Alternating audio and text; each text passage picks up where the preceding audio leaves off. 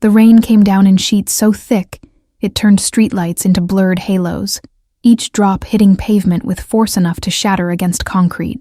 Dashwood stepped from his private club into the deluge, collar turned up against wind that carried the bite of autumn turning toward winter, his mind already calculating tomorrow's shipment routes and payment schedules. He'd built an empire on the principle that emotion was weakness waiting to be exploited. Tonight should have been no different from the 1,000 nights before it. Meetings concluded, money counted, problems eliminated with efficiency that left no room for second-guessing. His black sedan waited at the curb, engine purring, ready to return him to the mansion that overlooked the lake. But movement caught his eye near the iron gates, a small shape that didn't belong in this neighborhood where even shadows knew better than to linger without permission. The boy was pressed against the bars, as if trying to melt through them, his small hands gripping metal that probably burned with cold.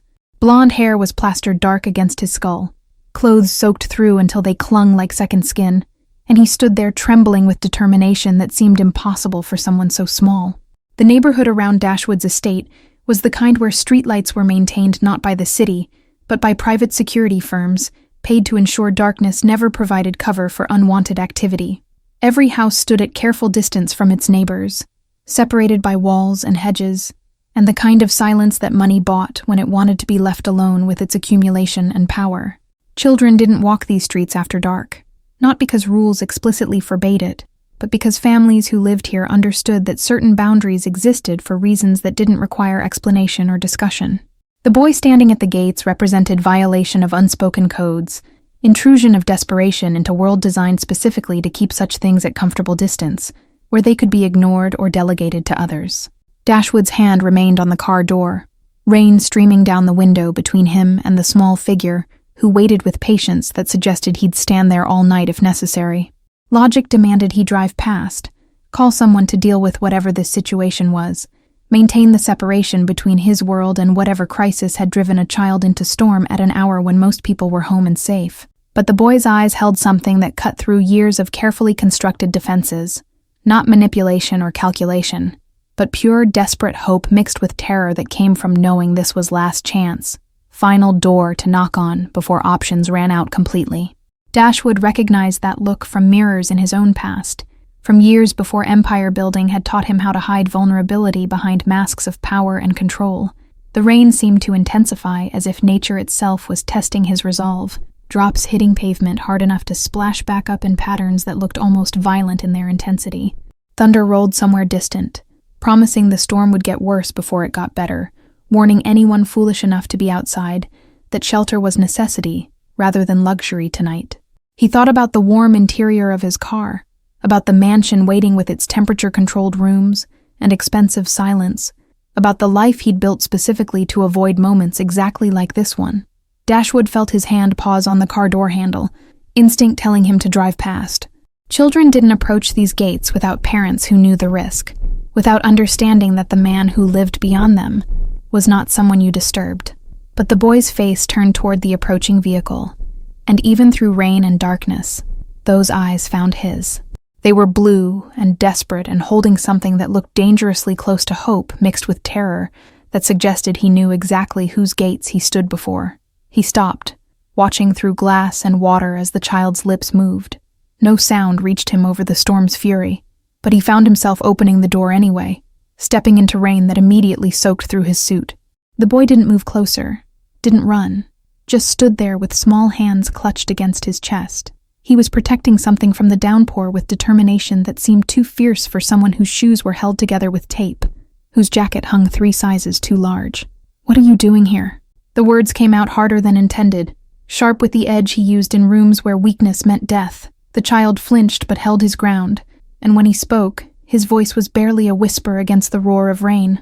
"Sir, my sister didn't come home yesterday." Each word seemed to cost him something, pulled from depths of courage he shouldn't have needed to find yet. Dashwood felt something cold slide down his spine that had nothing to do with weather. He moved closer, noting details that painted a picture he didn't want to see. The hollow cheeks, the way the boy swayed slightly, as if standing took more strength than he had left. "Your sister." He repeated the words as if testing their weight, as if they might reveal themselves to be trick or trap designed by enemies who'd grown creative. The boy nodded, and his hand finally moved from his chest, revealing a photograph so soaked it had started to dissolve at the edges. A little girl smiled from the ruined picture, blonde like the boy, maybe a year or two older, gap-toothed grin captured in sunlight that felt impossible now. She went to get medicine for Mama. The child's voice cracked on the last word, and tears mixed with rain on cheeks that looked too drawn. She always comes back. She promised she'd always come back, but it's been a whole day and night and Mama's getting worse. Dashwood found himself crouching despite the puddle forming around his Italian leather shoes, bringing his face level with the boy's. Up close, he could see the child was shaking so hard his teeth chattered, could smell the mix of rain and fear and desperation. "What's your name?" The question came out softer than any words he'd spoken in years, surprising them both. "Merrick." The boy whispered it like a confession, like he understood that giving his name to someone like Dashwood might be dangerous. "My sister's name is Seraphine. She's 7, and she has hair like mine, and she was wearing her blue dress, the one Mama made from curtains." The detail about the curtains hit somewhere Dashwood thought he'd cauterized years ago, back when he still believed the world operated on anything resembling fairness. He stood abruptly, rain streaming down his face, trying to remember when he'd last looked at a child and seen anything other than liability. Dashwood made a decision that went against every rule he'd built his life upon, reaching down to lift Merrick into his arms. The boy weighed almost nothing, less than the bags of money he moved daily, and the small body trembled against his chest like bird caught in storm. "Come with me." He carried the child toward his car, feeling how the small hands gripped his coat with fingers that had gone white at the knuckles.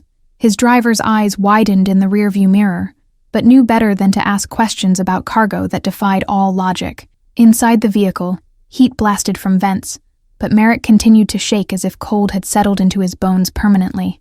Dashwood removed his own coat and wrapped it around the boy, watching as the expensive fabric swallowed the small frame completely, leaving only a pale face visible.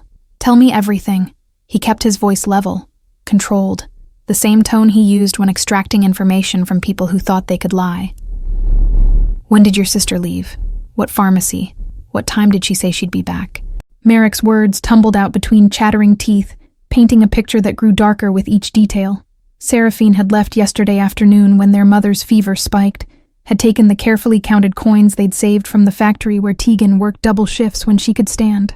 The pharmacy was on Fletcher Street, miles away in a neighborhood where Dashwood's influence stretched like shadow. His sister had promised to be back before dark, had kissed Merrick's forehead, and told him to keep Mama cool with damp cloths while she was gone. But she never came back. Merrick's voice broke completely now, small hands clutching the photograph that continued to dissolve in his grip. "I waited, and Mama kept calling for her, and then Mama stopped talking at all and just burns hot like fire." Dashwood pulled his phone from his pocket, thumb moving across the screen with efficiency born from years of managing an empire that never slept. He sent 3 messages, short, coded, urgent, to people who owed him favors that could never be fully repaid. The medicine. He looked at Merrick directly, noting how the boy's eyes held intelligence beyond his years. "What was your mother sick with? What did Seraphine go to buy?" Merrick described symptoms that sounded like pneumonia, mentioned the pink pills the free clinic had given them last time, but wouldn't provide again without payment up front. He explained how Tegan had missed work because standing made her dizzy, how the landlord had threatened eviction, how everything had gotten bad so fast. The car moved through rain-slicked streets, while Dashwood's phone buzzed with responses. His network was vast, reaching into corners of the city that most people pretended didn't exist, and information flowed back faster than most police departments could manage. A girl matching Seraphine's description had been seen near the old warehouses in the industrial zone. Someone else reported a blue dress glimpsed between abandoned buildings where squatters sometimes sheltered, and worse things often happened after dark. Dashwood felt his jaw tighten, felt the familiar cold calculation sliding into place. The industrial zone was territory he'd cleaned out years ago, declared off limits to his operations because the desperation there created complications he didn't need. "Stay here," he told Merrick as the car pulled to a stop in front of his mansion's gates. "My housekeeper will get you warm clothes, hot food, whatever you need. I'm going to find your sister." But Merrick's small hand shot out, gripping Dashwood's sleeve with surprising strength. "Please don't hurt her if she did something wrong. She was just trying to help Mama. She's a good person, the best person. She just gets scared sometimes." The plea revealed more than the boy probably intended. That Seraphine might have done something desperate to get medicine. Might have stolen or bargained with currency that children should never have to consider. Dashwood felt something twist in his chest that he couldn't quite name. "I'm not going to hurt your sister," he said it clearly, holding Merrick's gaze until the boy nodded slowly. "But I need you to be brave a little longer. Can you do that?" Merrick nodded again, and Dashwood carried him into the mansion that stood silent and vast. His housekeeper appeared, shock crossing her weathered face before training took over, and she reached for the shivering child without asking questions that could wait. Dashwood watched Merrick disappear down the hallway wrapped in coat and care, then turned back to the rain. His driver was already pulling the car around, and weapons were checked with practiced efficiency that required no discussion or debate about what might be necessary. The industrial zone looked like a graveyard of ambition in the rain, warehouses standing empty with broken windows that resembled dead eyes. Dashwood moved through darkness with footsteps that made no sound, years of practice making him ghost in places where visibility meant vulnerability and hesitation meant death. His phone had given him a location, Warehouse 7, the one with the collapsed roof on the eastern side. 3 different sources had mentioned glimpsed movement there, a flash of blue fabric, sounds that might have been crying, or might have been wind through broken glass. The industrial zone had once been the heart of the city's manufacturing base, back when factories employed thousands and prosperity flowed from assembly lines that never stopped running. Now it was graveyard of American dreams, deferred and then abandoned, buildings standing empty like tombstones, marking where middle-class stability had died, slow death of outsourcing and automation, and corporate decisions made in boardrooms far from the lives they destroyed. Dashwood's empire had benefited from that decline in ways he rarely allowed himself to examine too closely. Desperate people made reliable employees willing to work for less. Abandoned property could be acquired cheaply for purposes that required discretion, and poverty created markets for services that thrived in shadows where law enforcement's reach grew thin and selective. He'd driven through this neighborhood countless times without really seeing it, viewing the decay as backdrop to business, rather than as testament to human cost of economic forces he'd learned to navigate and profit from. But tonight the darkness felt different. Heavy with awareness that somewhere in these ruins, a 7-year-old girl was hiding because she'd tried to save her mother's life and been punished for the crime of poverty. His phone buzzed with another message. One of his informants had seen someone matching the pharmacist's description leaving the area an hour ago, walking quickly with the kind of agitation that suggested guilty conscience, or justified anger depending on perspective one brought to the situation. Either way, the man had given up chase, leaving Seraphine alone in darkness with whatever fear he'd planted during their encounter. The car's headlights cut through rain and shadow, illuminating abandoned loading docks and broken windows that reflected light back in fractured patterns that looked almost deliberate in their destruction. Dashwood found himself thinking about Merrick's small face as he'd described his sister, blonde like him, 7 years old, wearing a blue dress made from curtains because new clothes were luxury beyond their reach. How many times had he driven past children like Seraphine and Merrick without noticing them, without considering that each small face represented an entire world of struggle and hope and determination that existed parallel to his own experience? The question felt uncomfortable in a way that suggested answers might require changes he wasn't certain he was ready to make, transformations that would ripple beyond this single night of unexpected rescue into something larger and more complicated. He approached with hand near the weapon concealed beneath his jacket, aware that desperation turned people unpredictable. The warehouse door hung crooked on rusted hinges, and he slipped through the gap into darkness that smelled of mold and rain and something else, fear, fresh and sharp. Seraphine. He called the name softly, letting it echo through empty space. "Your brother Merrick sent me. He's safe and warm and waiting for you." Movement came from somewhere deep in the shadows, a scraping sound like small feet on concrete. Dashwood moved toward it carefully, letting his eyes adjust to darkness, broken only by streetlight filtering through holes in the roof. He found her behind a stack of rotting pallets, pressed into the corner as if trying to become invisible. The blue dress was torn and muddy, her blonde hair tangled with debris, and her eyes, those were the eyes of someone who'd seen things that would leave scars. "I'm not going to hurt you." He kept his voice level, non-threatening, the same tone he'd used with Merrick. "Your brother is worried. Your mother needs you. Let me help." Seraphine shook her head violently, tears streaming down cheeks that bore scratches from something or someone. Her hands were clutched around a small paper bag that she held to her chest like it contained something more precious than gold. "I got the medicine." Her voice came out hoarse, damaged from crying or screaming. "But the man at the pharmacy said it costs more now.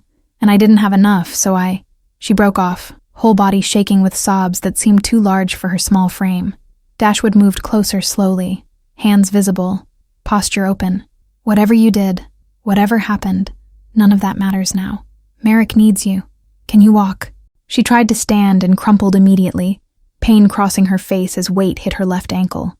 Dashwood saw the swelling even in dim light, saw how her dress was torn at the shoulder in a way that made his hands curl into fists. Someone hurt you. It wasn't a question, and the cold fury that accompanied it was familiar, comfortable, something he knew how to channel into action that left no loose ends. Seraphine nodded, fresh tears falling. The man at the pharmacy got angry when I tried to take the medicine without paying. He grabbed me and I ran, but he chased me and I fell, and then I hid here because I didn't know where else to go. Dashwood removed his jacket, the second one tonight, and wrapped it around the shivering girl.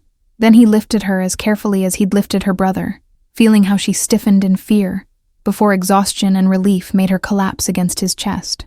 The medicine, she whispered urgently, the bag still clutched in her hands. Mama needs it. Please, I know it's stealing, but she's so sick, and I didn't know what else to do. He looked at the crumpled paper bag, saw the name of a pharmacy he'd passed 1,000 times without thinking about who needed what behind those bright lights. You did what you had to do for your mother. That's not stealing. That's love. The words felt strange in his mouth, foreign after years of dealing in transactions where emotion was liability. But Seraphine's grip on the bag loosened slightly, and her breathing began to slow as warmth from his body seeped into her frozen limbs. He carried Seraphine toward the car, noting how she weighed barely more than her brother, how her breathing was shallow, and her skin was too cold. Rain continued to fall as he settled her into the back seat, and her eyes opened briefly to look at him with confusion and cautious hope. Where are we going? She whispered it like she was afraid of the answer, like she'd learned that adults who made promises were often the ones who broke them most completely. Home. Dashwood said it before thinking, then realized he meant the mansion, meant the place where her brother waited. We're going to get you warm, get that ankle looked at, and then we're going to help your mother. His phone buzzed with a message. Merrick had fallen asleep on the kitchen floor, refusing to go to bed until his sister returned. The housekeeper asked what she should do, and Dashwood found himself typing a response that would have seemed impossible 3 hours ago. He instructed Mrs. Fletcher to let the boy sleep wherever he felt comfortable, to keep watch over him without waking, to ensure that when Seraphine arrived home, her brother would be the first face she saw. But something fundamental had shifted in the hours since Merrick had appeared at his gates. Some calculation in his mind that had always measured worth in terms of profit and loss, now factoring in variables that couldn't be quantified in spreadsheets or quarterly reports. Seraphine stirred in the back seat as the car turned onto the private road that led to his estate. The mansion's lights blazed in the distance like beacon promising warmth and safety, though Dashwood wondered if such promises meant anything to a child who'd learned that bright lights often concealed darker intentions. His driver opened the car door without comment or question.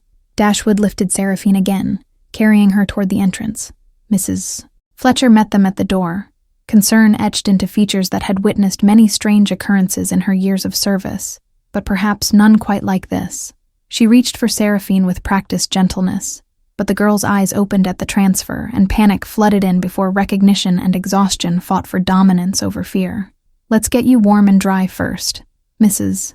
Fletcher's voice carried the kind of no-nonsense gentleness that came from years of managing crises. Then we'll wake your brother so he can see you're really here, really safe. Merrick had indeed fallen asleep on the kitchen floor, curled into himself like he was trying to take up as little space as possible. But the moment Seraphine's voice broke through his exhaustion, just her name, whispered in recognition, his eyes snapped open, and he scrambled toward her with desperate relief. You came back. He sobbed it into her muddy dress, small arms wrapping around her waist despite the pain that made her wince. You came back like you promised, and I was so scared, and Mama needs you, and I didn't know what to do. Seraphine held her brother with one arm, while the other still clutched the paper bag of medicine. Tears streamed down her face as she whispered apologies into his hair, promises that everything would be okay now, reassurances that felt hollow, given the fever burning in their mother miles away. Dashwood watched the reunion with something uncomfortable moving through his chest, something that felt dangerously close to the emotion he'd spent years excising. His housekeeper approached with the kind of gentle efficiency that came from raising 3 daughters of her own, wrapping both children in blankets and guiding them toward the kitchen. Hot soup first, then we'll look at that ankle. Mrs. Fletcher had worked for Dashwood for 15 years and knew when not to ask questions.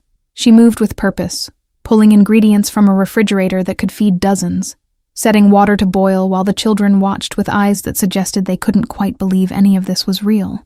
Dashwood stepped into his study and made another call, this one to his personal physician. Doctor, Hammond owed him more than money could repay, a daughter's life saved from complications most hospitals would have bungled, and he answered on the second ring, despite the late hour. I need you at my house immediately. A child with a sprained or possibly broken ankle, hypothermia, possible assault injuries that need documenting. Dashwood kept his voice clinical, professional, pushing down the fury that wanted to surface when he thought about hands grabbing a 7-year-old girl. He gave the address where Tegan lay, fevered and unconscious, described symptoms that Hammond confirmed sounded like severe pneumonia requiring immediate intervention. I'll send an ambulance, the doctor started, but Dashwood cut him off with instructions that left no room for argument or protocol. No ambulance, no hospitals unless absolutely necessary. Handle it quietly. He knew how systems worked, how questions about a woman too sick to care for her children could lead to investigations, to children disappearing into foster care, to families torn apart by bureaucracy that claimed to help while destroying everything it touched. Back in the kitchen, Seraphine was explaining what happened at the pharmacy between sips of soup that Mrs. Fletcher kept refilling. The pharmacist had demanded payment up front, had refused to believe she'd bring money later, had reached for her arm when she'd grabbed the medicine and run. He called me a thief. Her voice was small, ashamed, and Merrick's hand found hers across the table. He said people like us are why honest businesses struggle, that we take and never give back anything except problems. Dashwood felt his jaw tighten at words that revealed more about the speaker than the children they were aimed at. He made a mental note of the pharmacy's name, filed it away in the part of his mind that never forgot debts owed or injustices requiring correction. You're not a thief, he said it clearly, pulling up a chair that felt too small for the weight of his presence. You're a daughter who tried to save her mother. There's nothing shameful in that. Seraphine looked at him with eyes that held too much understanding for someone so young, eyes that had learned early how the world worked. But I didn't pay. I took something that wasn't mine. That's the definition, isn't it? The question hung in air, thick with the smell of soup and rain-soaked clothing. Dashwood found himself thinking about definitions, about how words like theft and justice changed meaning depending on who wielded them, and who suffered their consequences. Mrs. Fletcher returned with warm towels, wrapping one around Seraphine's shoulders with maternal efficiency that spoke of years spent caring for her own daughters through childhood illnesses and nighttime fears. The girl leaned into the warmth instinctively, small body finally beginning to stop its violent trembling as heat penetrated layers of cold that had settled into her bones during hours spent hiding in darkness. Dashwood watched the housekeeper work with practiced gentleness, noting how Seraphine's eyes tracked every movement as if cataloging potential threats even in this moment of apparent safety. Trust would take time.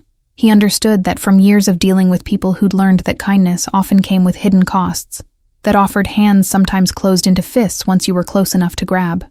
The photograph of Seraphine that Merrick had carried lay drying on the counter, colors bleeding into each other until the smiling girl in sunlight became abstract blur of blues and golds. But Merrick picked it up anyway, handling it with reverence that suggested the image mattered less than what it represented. Proof that happiness had existed once, evidence that better days might come again if they survived this night. I tried to remember what you taught me, Sarah. Merrick's voice was small but steady as he looked at his sister across the kitchen table. About being brave even when scared, about asking for help even when it's hard, about not giving up even when everything seems impossible and dark. The medicine is yours now. He stood, retrieving the crumpled paper bag from where Seraphine had finally set it down. Dr. Hammond is on his way to your apartment to treat your mother. He'll bring additional medication, everything she needs to recover fully. Merrick's soup spoon clattered against the bowl, eyes going wide. You're sending a doctor to Mama? A real doctor, not the clinic where they make you wait for hours and then tell you to drink water and rest. The hope in the boy's voice was almost painful in its intensity, and Dashwood nodded once. A real doctor who will make sure your mother gets well. But that ankle needs attention first. He gestured to Seraphine's swollen foot, noting how she'd been trying to hide the pain behind bites of bread and forced smiles. Dr. Hammond arrived within 20 minutes, medical bag in hand and questions kept behind professional discretion.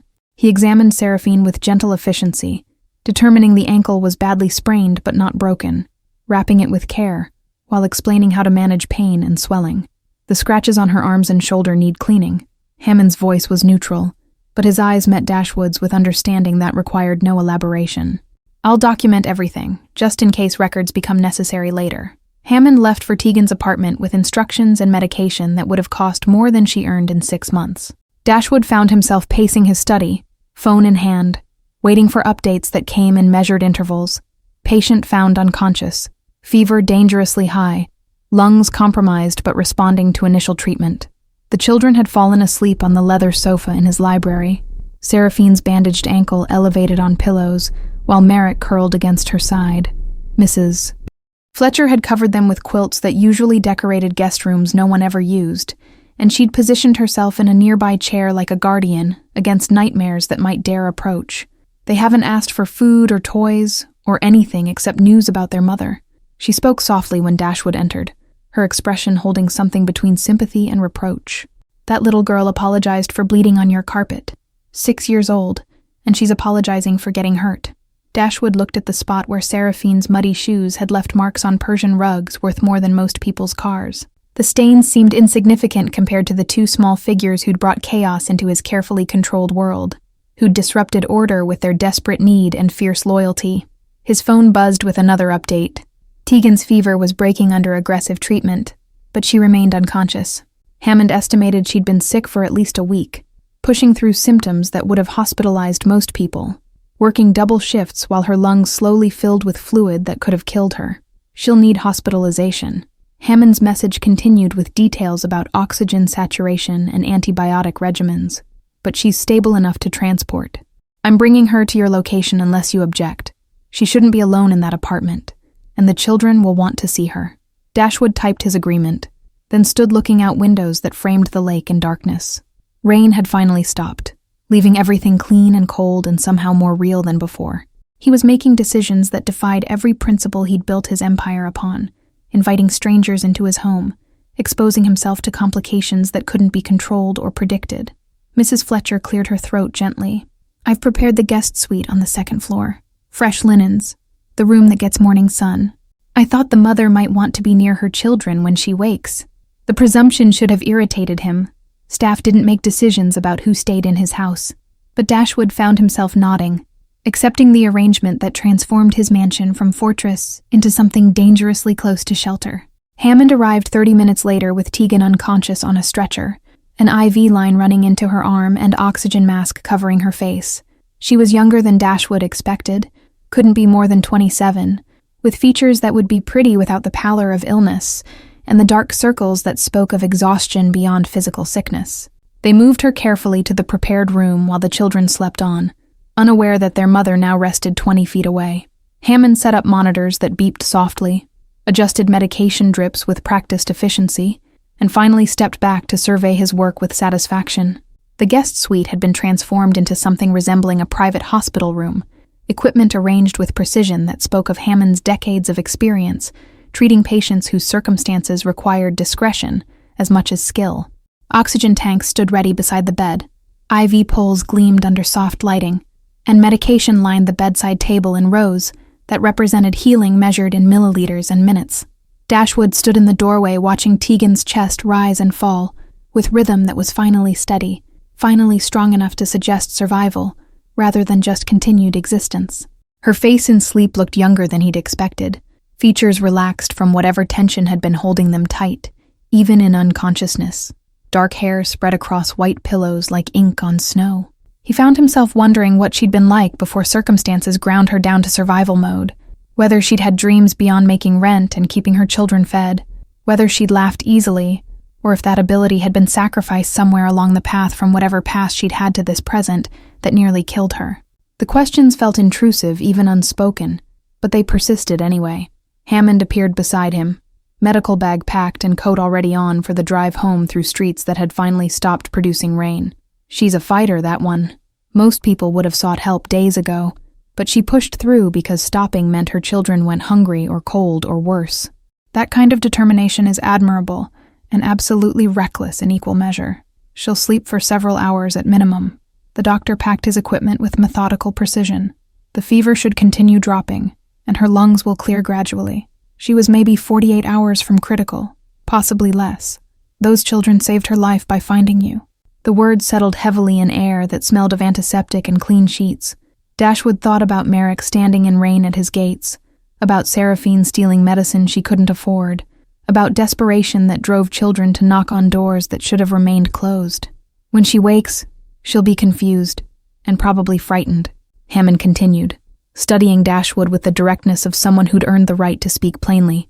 She'll wonder why a man like you helped, what you want in return, whether her children are safe or in debt they can't repay.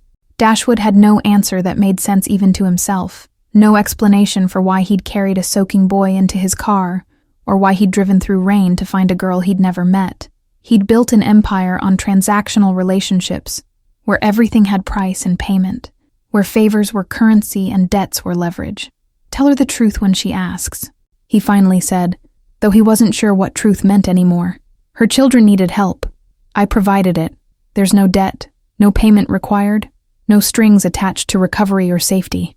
Hammond's eyebrows rose slightly, but he nodded and continued packing. I'll return tomorrow morning to check on everyone. Call immediately if her condition changes, or if the children need anything. And Dashwood, he paused at the door, expression serious. Whatever you're doing here, it's good. Don't overthink it. After the doctor left, Dashwood returned to his study where paperwork waited and business required attention. But he found himself unable to focus on shipping schedules or payment collections, his mind returning repeatedly to the second floor where strangers slept in rooms that had been empty for years. Mrs. Fletcher appeared with tea he hadn't requested, setting the cup on his desk with the kind of gentle insistence that couldn't be refused. Those children have been through something terrible. Not just tonight, but for a long time before this. You can see it in how they move, how they apologize for existing. Dashwood wrapped his hands around the cup's warmth, letting steam rise into air that felt too cold, despite the fire burning in the hearth. What am I supposed to do with them? I don't know anything about children or families or what happens next. You do what they need. Mrs. Fletcher spoke with the certainty of someone who'd raised her own through hardship. You keep them safe. Keep them together. Give them time to remember what it feels like to not be afraid every moment. The rest figures itself out. Dawn came gray and uncertain, light creeping through windows with the hesitation of something unsure of its welcome. Dashwood had dozed in his study chair rather than going to his bedroom, some part of him needing to stay close to the chaos that had invaded his carefully ordered world. The sound of small feet on marble floors brought him fully awake, and he found Merrick standing in the doorway with blanket wrapped around his shoulders like cape. The boy's eyes were wide and worried, hair sticking up in directions that suggested restless sleep. Is Mama here? The question came out barely above a whisper, as if speaking too loudly might shatter whatever fragile reality they'd stumbled into. Seraphine said I dreamed it, but I thought I heard voices in a car and I just need to know if Mama is okay. Dashwood stood, muscles protesting from a night spent in a position meant for working rather than sleeping. Your mother is upstairs, in a bedroom near where you slept. The doctor brought her here last night, and she's getting the treatment she needs. Merrick's face transformed, hope and relief, and something close to disbelief warring across features too young to hide emotion effectively. Can I see her? Please? I promise I'll be quiet and I won't wake her up. I just need to see that she's really here and really breathing. The desperation in the plea revealed layers of fear that had nothing to do with one night of separation. This was a child who'd learned that people you loved could disappear without warning, that breathing wasn't guaranteed, that tomorrow might bring loss too large to survive. Come with me. Dashwood led the way upstairs, aware of Merrick following close enough that the blanket occasionally brushed against his legs. The guest suite door stood slightly ajar, and through the gap came the soft beeping of monitors that measured heartbeat and oxygen in steady rhythm. Tegan lay motionless under white sheets, IV lines running into her arm, an oxygen mask still covering her face. But her chest rose and fell with regularity that hadn't existed hours before, and color had started returning to skin that had been gray with illness and exhaustion. Merrick approached the bed with steps so careful they made no sound, small hand reaching out to touch his mother's arm, as if confirming she was solid and real. Mama, he whispered it like prayer, like incantation against fear that had lived in his bones. Mama, I found help. Seraphine is safe and you're getting medicine and everything's going to be okay now. Dashwood watched from the doorway, noting how the boy climbed carefully onto the edge of the bed, curling against his mother's side with practiced ease that suggested he'd done this many times before. comfort given to someone too sick to provide it herself, warmth shared when heating bills went unpaid, presence offered when words failed. Seraphine appeared behind him, limping slightly despite the bandaged ankle, Mrs. Fletcher supporting her elbow with gentle firmness. The girl's eyes found her mother immediately, and tears started falling before she'd taken 3 steps into the room. "I got the medicine, Mama." She spoke to the unconscious woman with voice thick with emotion. "I know you told me not to go that far alone, but you were so sick, and I didn't know what else to do. And I'm sorry I scared Merrick, but I had to try." The apology contained multitudes. Sorry for being gone. Sorry for being caught. Sorry for needing rescue. Sorry for existing in a way that created problems and complications. Dashwood felt something cold settle in his chest at hearing a child apologize for trying to save a parent's life. "She can't hear you yet." Mrs. Fletcher's voice was gentle, guiding Seraphine to sit in the chair beside the bed. "But the doctor said she's going to be fine. Her fever is almost gone and her breathing is stronger. You did exactly the right thing getting help." Merrick looked up from where he'd pressed himself against his mother's side, blue eyes finding Dashwood with intensity that seemed too fierce for someone so small. "Thank you for bringing her here. Thank you for finding Seraphine. Thank you for not turning me away when I knocked on your gates even though I know you're supposed to be scary." The honesty was startling, acknowledgement that the boy had known exactly whose door he was knocking on and had done it anyway. Desperation trumped fear, love stronger than self-preservation, family worth any risk including those that might destroy you. "You were brave," Dashwood heard himself say it, surprised by the truth in words he rarely spoke. "Both of you were braver than most grown men I know. Your mother is lucky to have children who fight for her the way you do." Seraphine's hand found her brother's across their mother's sleeping form, fingers intertwining with familiarity born from being each other's primary comfort for years. "Will she really be okay?" The doctors at the free clinic said pneumonia can be dangerous, that people die from it if it gets bad enough. "She'll recover fully." Dashwood spoke with certainty that came from Hammond's assurances and resources that made full recovery possible. "It will take time, but she'll get stronger every day. You won't lose her." The promise hung in air thick with antiseptic and hope, and Dashwood wondered when he'd started making promises he couldn't guarantee. But watching the tension drain from both children's small bodies, seeing how they exhaled fear they'd been holding for days or weeks or maybe longer, he couldn't bring himself to add caveats or conditions. Mrs. Fletcher set breakfast on the small table near the windows, eggs and toast and fruit arranged with care that suggested she understood how presentation mattered when everything else felt uncertain. "You should eat something, both of you. Your mother would want you to take care of yourselves while she can't." Merrick hesitated, clearly torn between hunger and the need to stay close to Tegan. But Seraphine nudged him gently, and they moved to the table with backward glances that checked their mother remained solid and breathing and present.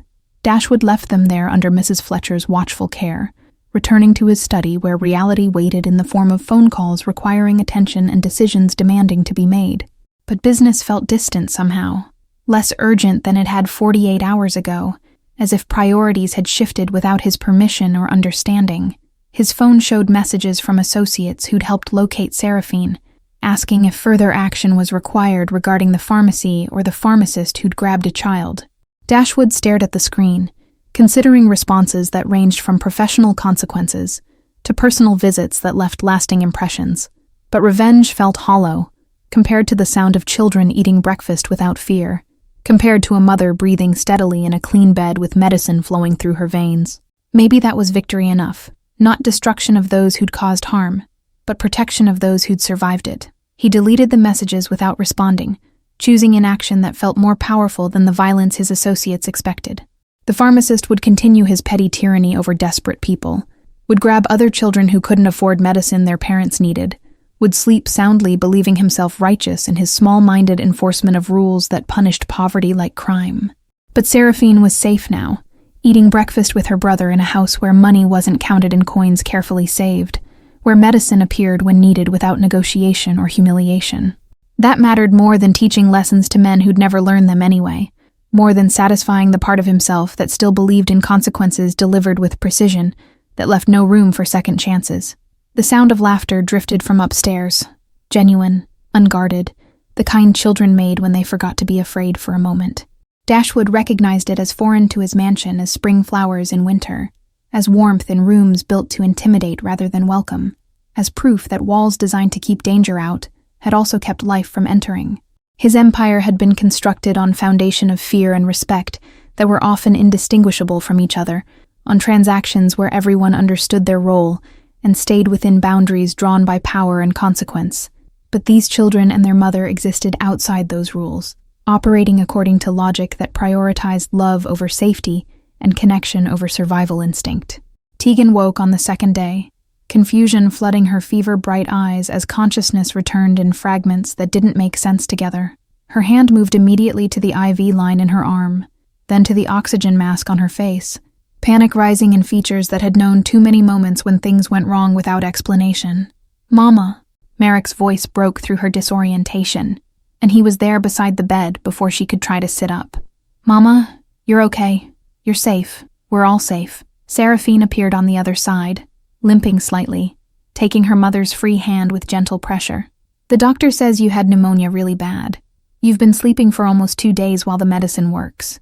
Tegan's eyes moved between her children with the kind of assessment that mothers perfect through necessity, checking for injuries, for fear, for signs of harm that might not show on surfaces. Her gaze landed on Seraphine's bandaged ankle, and something dark crossed her face before confusion returned stronger. "Where are we?" Her voice came out hoarse, damaged from days of fever and shallow breathing. "This isn't the apartment. This isn't the hospital. Where?" She tried to push herself up, despite tubes and wires connecting her to machines that beeped protests.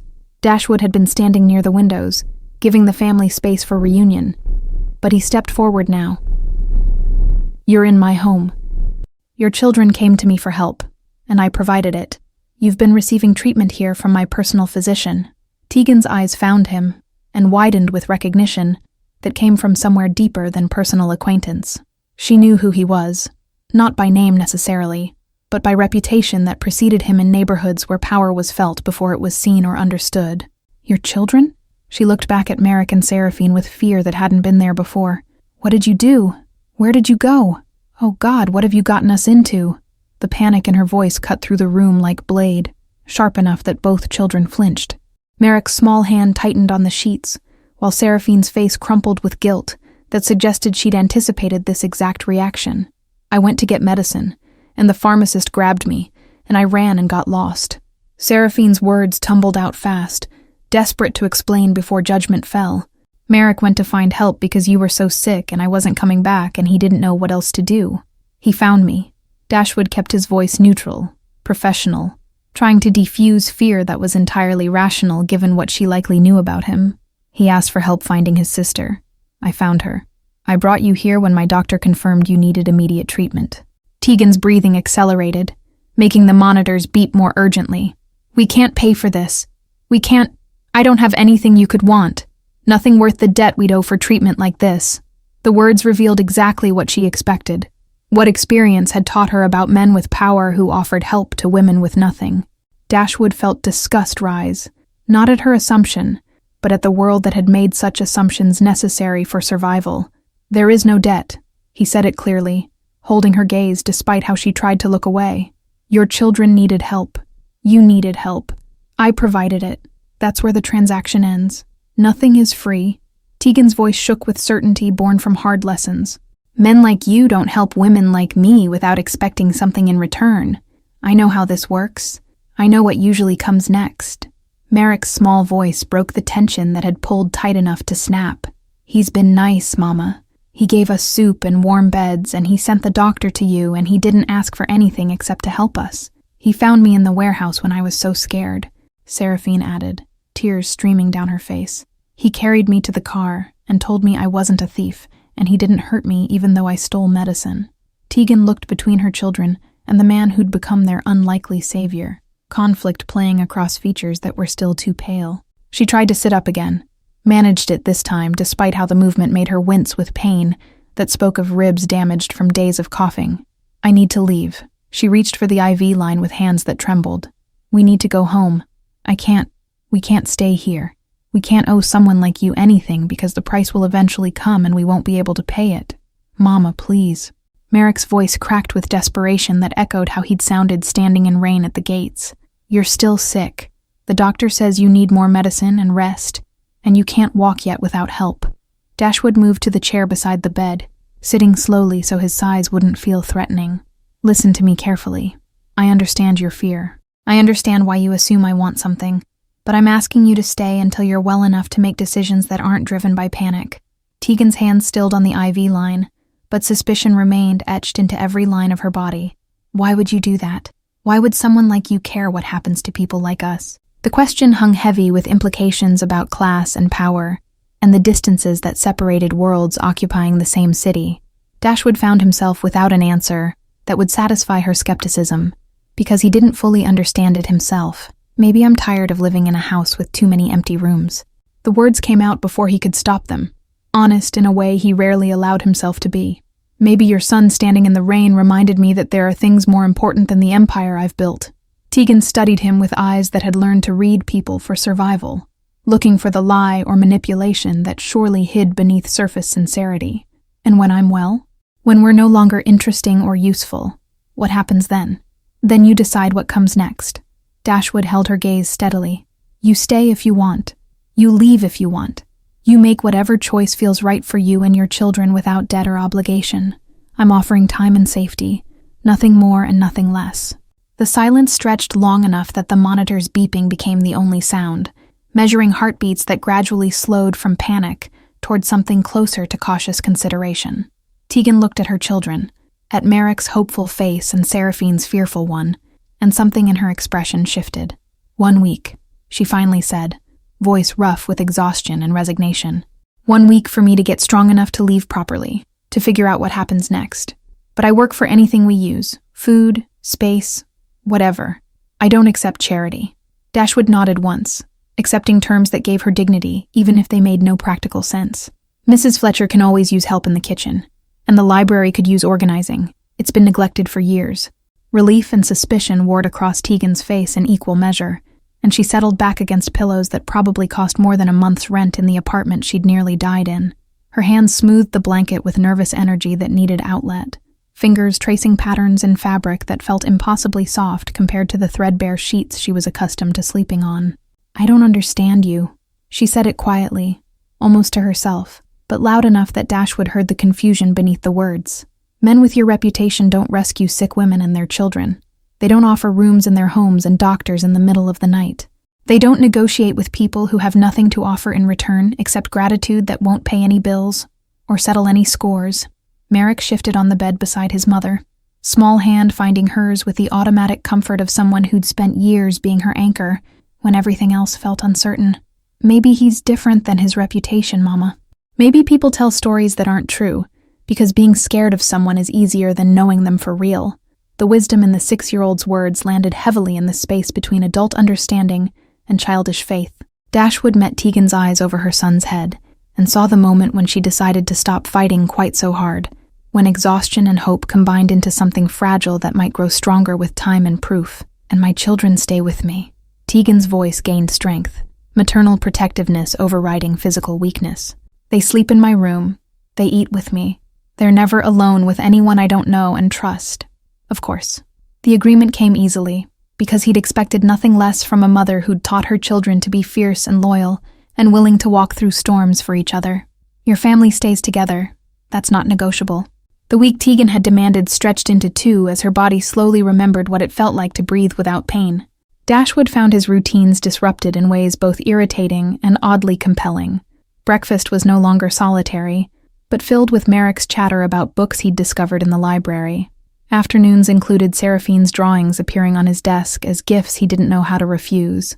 Tegan kept her word about working, organizing the library with methodical precision that revealed an education interrupted by necessity rather than lack of capability. She moved through the mansion with quiet dignity, accepting help only when physical limitation made pride impossible, speaking to staff with courtesy that came naturally rather than from servitude. Mrs. Fletcher had become something between grandmother and guardian to the children, teaching Merrick to bake bread and showing Seraphine how to mend the tears in her blue dress. The house felt different, with voices echoing through halls that had known only silence, with laughter occasionally breaking through the careful control Dashwood maintained over his domain. He found himself returning home earlier than business required, drawn by something he couldn't quite name. Dinner had become a shared meal around the kitchen table, rather than a solitary plate in his study, and he discovered that Merrick had opinions about everything, while Seraphine observed the world with artist's eyes that caught details others missed. "Why don't you have pictures on the walls?" Merrick asked one evening between bites of chicken that Mrs. Fletcher had prepared with herbs from the garden. Rich people always have pictures in movies, paintings of old guys with beards and horses and stuff. Dashwood looked at the bare walls he'd never questioned, chosen because art felt like pretension, and family portraits seemed cruel when family didn't exist. "I never saw the point. They're just things taking up space, but they tell stories." Seraphine's quiet voice carried conviction, despite her usual shyness. "Even if you don't know the people, you know someone cared enough to paint them, to remember them. That matters." The observation settled uncomfortably in his chest, suggesting that emptiness was choice rather than necessity. Tegan met his eyes across the table with expression he couldn't quite read, something between sympathy and challenge, as if daring him to examine what he'd built and why. Days acquired rhythm that felt foreign in its domesticity. Mornings brought coffee while Merrick did schoolwork that Tegan supervised with determination that her children wouldn't fall behind. Afternoons found Seraphine drawing on the terrace when weather allowed, capturing the lake in charcoal strokes that suggested talent worth nurturing. Dashwood discovered himself involved in conversations that had nothing to do with business or power, debates about whether chocolate or vanilla was superior, discussions about books where Merrick took plots personally, quiet exchanges with Tegan about how to help Seraphine trust that safety might last beyond the moment. "She wakes up every night checking that I'm still breathing," Tegan told him one evening after the children had gone to bed. "She has nightmares about the warehouse, about the pharmacist grabbing her, about getting lost and never finding her way back home." Dashwood set down the book he'd been pretending to read, attention shifting fully to the woman who'd become something more complicated than guest or charity case in the months since her children had disrupted his carefully controlled existence. "Has she talked about what happened? Beyond the basics she told us that first night?" Tegan's hands stilled on the spine of the volume she was shelving, shoulders tensing in a way that suggested the answer carried weight she didn't want to set down. Pieces, fragments that come out when she's half asleep, or drawing something that starts as flowers and becomes darkness. The pharmacist didn't just grab her arm. He called her trash, told her that people like her mother breed children they can't feed and expect honest workers to subsidize their poor decisions. The words settled into Dashwood's chest like stones, cold and heavy, and sharp enough to cut if handled carelessly. He'd heard similar sentiments from business associates who complained about taxes funding social programs, from wealthy neighbors who resented seeing poverty intrude on their carefully maintained neighborhoods, from people who'd never known what it meant to choose between medicine and food. She believed him. Tegan's voice cracked slightly. "That's what breaks my heart. She came home thinking she'd done something shameful by trying to save my life, that we were the problem for existing in a way that required help. 7 years old and already learning to apologize for needing things she can't provide for herself." They were sitting in the library where Tegan had been organizing books by subject, rather than the random system that had existed before. Rain tapped against windows with rhythm that felt less ominous than the storm that had brought Merrick to his gates weeks ago. "Merrick has them too," she continued, hands still moving to shelve volumes with careful precision. "He dreams that he's knocking on doors and no one answers, that he's standing in rain forever while his sister disappears and I die and he's alone with no one who cares." Dashwood felt something twist beneath his ribs at the image of a 6-year-old carrying that kind of fear. But someone did answer. He found help. The nightmares are just echoes of what didn't happen. Are they? Tegan turned to face him fully, exhaustion and worry evident despite weeks of recovery. "We're still here on borrowed time, in borrowed space, waiting for the moment you realize we're more trouble than we're worth. The nightmares know what we're trying to forget." The accusation wasn't harsh, just honest acknowledgement of impermanence that defined their situation. They existed in limbo, neither guests nor residents, occupying space without claim to it beyond his willingness to allow their presence. "What if you stayed?" The words surprised him, as much as they seemed to surprise her. Not temporarily, not as guests working off imaginary debt. Just stayed. Tegan's laugh came out sharp and disbelieving. "Stayed? Here? Us? You can't be serious. Men like you don't just invite families like ours to live in mansions because a little boy knocked on your door one rainy night. Why not?" Dashwood found himself standing, moving to the windows that framed darkness and lake in equal measure. "This house has 16 bedrooms, and most of them have never been slept in.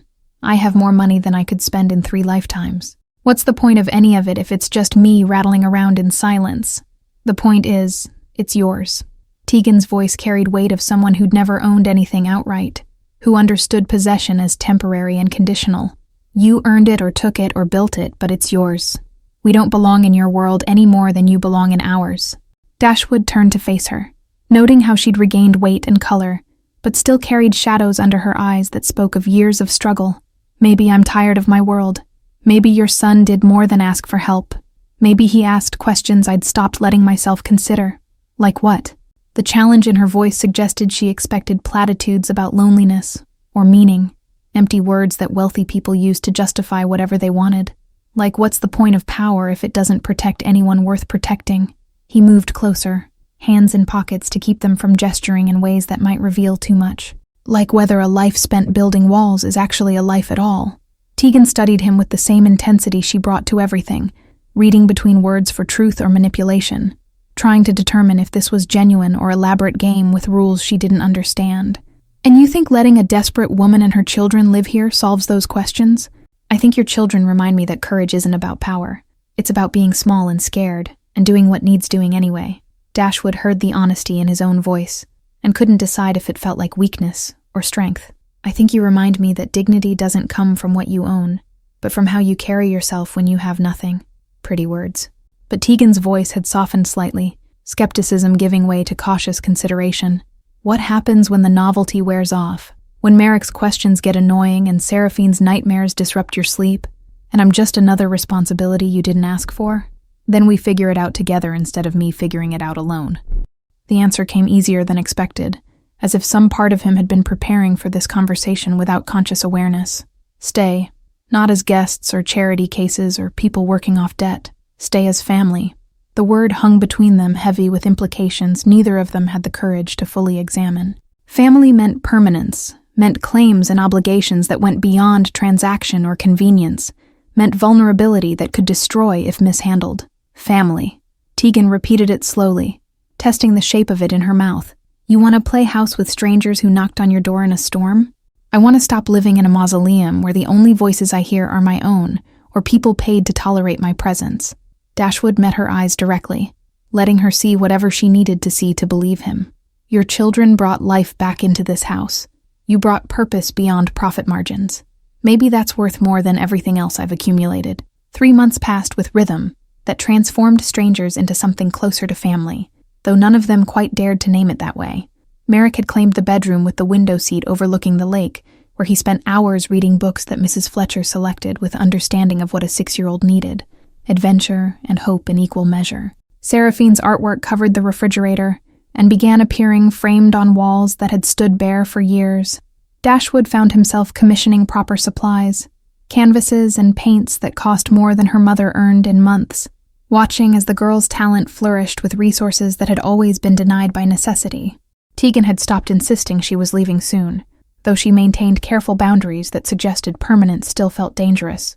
She ran the household with efficiency that freed Mrs. Fletcher for other tasks, organized Dashwood's business papers with precision that revealed sharp mind wasted on factory work, and slowly began to trust that tomorrow might arrive without disaster. But she still slept lightly, still checked on her children multiple times each night, still carried tension in her shoulders that spoke of waiting for the moment everything would collapse. Dashwood noticed because he'd become expert at reading the subtle signs of people preparing for violence they couldn't prevent. Winter had arrived properly now, snow covering the grounds in white that transformed the mansion into something from a fairy tale. Merrick built snowmen with zealous dedication, while Seraphine captured their yard in paintings that hung in the hallway outside her room. Dashwood found himself involved in snowball fights that undoubtedly damaged his reputation, if any of his associates could see. The fearsome boss ducking behind trees, while a 6-year-old pelted him with ammunition packed by small hands. Mrs. Fletcher documented these moments with her phone, creating records of joy that had never existed in this house before. His business associates had noticed the changes, commenting with varying degrees of subtlety about how he'd become softer in recent months, less willing to pursue aggressive expansion or eliminate competition with the ruthlessness that had built his empire. He'd deflected their concerns with vague explanations about strategic repositioning, about playing longer games that required patience they couldn't yet understand or appreciate fully. But the truth was simpler and more complicated than any business strategy. He'd learned that empires built on fear eventually collapsed under their own weight, that money accumulated without purpose became burden rather than achievement, That power, wielded without connection to humanity, created isolation that no amount of success could fill. Merrick had taught him that in a single night of standing in rain asking for help. The irony wasn't lost on him that a 6-year-old had succeeded where decades of therapy and self-reflection had failed. Sometimes wisdom came from the most unexpected sources, delivered by messengers too young to know they were changing lives simply by being desperate enough to knock on doors that should have remained closed to them and their problems. Christmas was approaching fast, and Dashwood had found himself in the unusual position of shopping for gifts that weren't transactional. Not watches for business partners or jewelry for associates' wives meant to maintain relationships that served purposes beyond friendship. These purchases were motivated by desire to see joy on specific faces, to create memories that would last beyond the moment of unwrapping and discovery. One evening in early December, after the children had gone to bed, and the house had settled into quiet that felt comfortable rather than oppressive, Dashwood found Tegan in the library. She was curled in the leather chair near the fire with book in her lap, but her eyes stared into flames rather than at pages. "What are you thinking about?" He settled into the chair opposite hers, noting how she no longer flinched when he entered rooms unexpectedly. Tegan looked up with expression that held too many emotions to parse easily. "That I don't recognize my life anymore.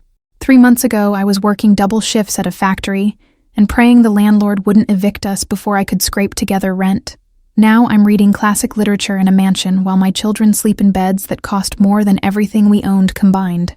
"Regret?" he asked it carefully, prepared for honesty that might hurt but needing to hear it anyway. "Terror," she answered immediately. "Not regret. Terror that I'll wake up, and this will have been fever dream, that we'll be back in that apartment with no heat and no medicine and no hope. Terror that I'm letting my children believe in stability, that can disappear the moment you change your mind." Dashwood leaned forward, elbows on knees, trying to find words that would carry weight of commitment without sounding like empty promise.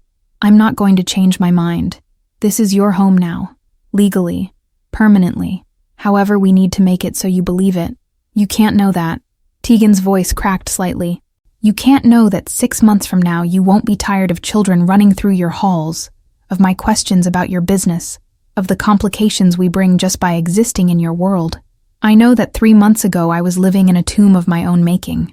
He held her gaze steadily. "I know that your son brought me back to life by being brave enough to knock on my door. I know that your daughter reminded me what courage looks like when you have nothing except love to sustain you. I know that you showed me what dignity means when the world has stripped away everything else." Tears started falling down Tegan's face, silent tracks that caught firelight. "I'm so tired of being scared. I'm tired of waiting for disaster. I'm tired of teaching my children to never trust that good things can last, because experience says they never do." Dashwood moved to kneel beside her chair, taking her hand with gentleness that felt foreign to fingers more accustomed to violence than comfort. "Then stop. Stay. Let this be real. Let your children paint the walls and track mud on the floors and believe that home is more than temporary shelter between crises. What if I can't?" The whisper held decades of survival instinct that refused to believe safety could be permanent. "What if I don't know how to trust this? How to trust you? Then we learn together." He squeezed her hand carefully. "You teach me how to be family, and I'll teach you how to believe that walls can be more than temporary protection. They can be foundation for something that lasts." Tegan looked at him with eyes that held hope and fear, in measures too close to distinguish. "You're asking me to risk everything. My children's hearts, my own sanity, our ability to survive if this falls apart. I'm asking you to risk believing that a little boy standing in rain asking for help wasn't random chance. It was the universe's way of saving us both from lives that looked successful but felt empty." Dashwood knew how it sounded, knew the vulnerability in admitting that wealth and power meant nothing without connection. "Stay, not as charity or convenience. Stay because this house became home the moment your children started laughing in it." Snow began falling outside the windows, soft flakes that drifted down with the same gentleness as that night when Merrick had appeared at the gates. Tegan watched it for a long moment before turning back to face him, with decision written across features that had learned to be strong because weakness meant destruction. "One condition." Her voice gained strength, even as tears continued falling. "We're partners in this. Not you rescuing me, not me being grateful. Equal partners figuring out how to build family from broken pieces. Partners." Dashwood agreed immediately, feeling rightness in the word that had nothing to do with business arrangements or temporary alliances. Equal and permanent, and figuring it out together. Tegan nodded slowly. then smiled. Small and tentative, but real, in a way that transformed her entire face. Merrick is going to be insufferable when he realizes his plan worked. He told me 2 weeks ago that you needed us as much as we needed you, and I told him he was being ridiculous. He's 6, and he's wiser than most people I know. Dashwood found himself smiling back, feeling muscles move in patterns that had been dormant for years. We should probably listen to him more often. Absolutely not. But Tegan's laugh was warm, carrying relief and hope, and the first stirrings of trust that maybe, possibly, good things could last if you were brave enough to believe in them. He already thinks he knows everything. We can't encourage him. They sat in comfortable silence, broken only by fire crackling and snow tapping against windows. Two people who'd found each other through desperation and stayed through choice. Upstairs, children slept peacefully for the first time in their young lives, dreaming dreams that didn't feature fear or loss or endings that came too soon. The mansion that had been mausoleum had become home through the simple act of opening doors to strangers who knocked. Dashwood understood now what he'd been building toward without knowing. Not empire of power and wealth, but foundation strong enough to support the weight of family and love and belonging that transcended blood and circumstance. Morning would bring new challenges and complications that came with blending lives that started in different worlds. But tonight, there was snow falling gently, fire burning steady, and the knowledge that courage sometimes looked like a boy standing in rain asking for help, and sometimes looked like a woman choosing to trust, despite every reason not to. Thank you all for following this story from that cold night when Merrick knocked on the gates to this warm evening, where a family was born from rain and circumstance. If you've enjoyed this journey, please let me know in the comments where you're watching from, and don't forget to like, subscribe, and share this video. Your support means everything, and helps me continue bringing stories like this to you.